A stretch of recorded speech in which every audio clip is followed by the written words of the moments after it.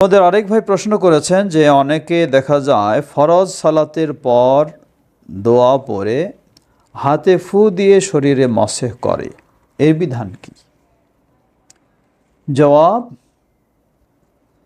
ফরজ সালাতের পর যে সমস্ত জিকির আজকার ও দোয়াগুলি পাঠ করা হয় রাসূলুল্লাহ সাল্লাল্লাহু আলাইহি ওয়াসাল্লাম থেকে যা প্রমাণিত,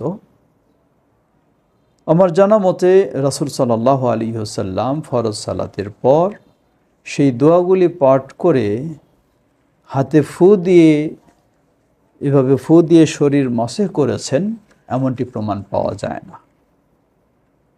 যেহেতু পাওয়া যায় না, তাই এই কাজটি করা ঠিক নয়, এটি বেদাত হয়ে যেতে পারে। তাহলে করণীয় কি? জবাব, যেমন উদাহরণস্বরূপ ফরজ সালাতের পর যেগুলি জিকির আজকার রয়েছে, এরপর আয়াতুল কুরসি পাঠ করার নিয়ম, সেটি পাঠ করবেন আপনি।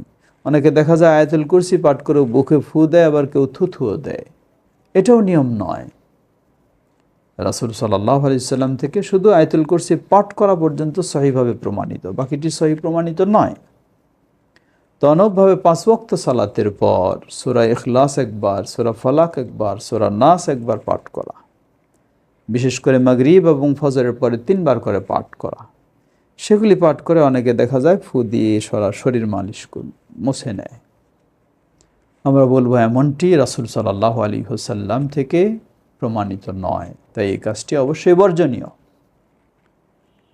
ফু দিয়ে যে শরীর মসেহ করার বিধান রয়েছে সেটি হলো শোয়ার সময়, যেটি উম্মুল মুমিনিন আয়েশা রাদিয়াল্লাহু আনহা বর্ণনা করছেন। হাদিসটি সহিহুল বুখারীর হাদিস।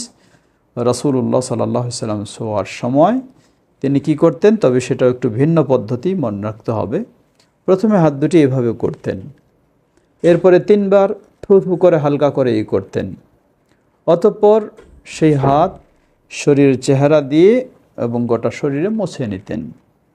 এইভাবে আবার 3 বার করতেন। তাই শরীর মোছার সময়টি হচ্ছে শোয়ার সময়, 5 ওয়াক্ত সালাতের পরে নয়। অতএব যারা করে থাকেন সেটি ঠিক নয়, শুধু এমনি আপনি পাঠ করবেন। আল্লাহু তাআলা আ'লাম।